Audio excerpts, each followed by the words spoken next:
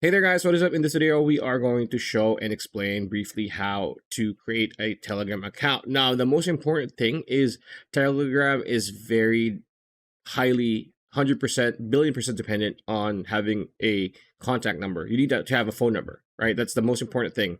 And you need to have the app installed on your mobile device. And then if you want to actually use it more so on your PC, just download the desktop icon. This is what you're gonna see, right? Telegram desktop. Welcome to the official Telegram desktop app. It's fast and secure. Click start messaging. So this is what you're gonna see. So scan from mobile Telegram. So use your phone to scan this.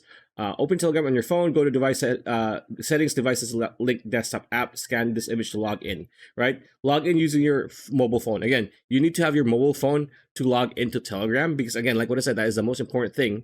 Right? If you click this, you're gonna be asked for a mobile phone number here, and you need to enter it to log in to the PC version.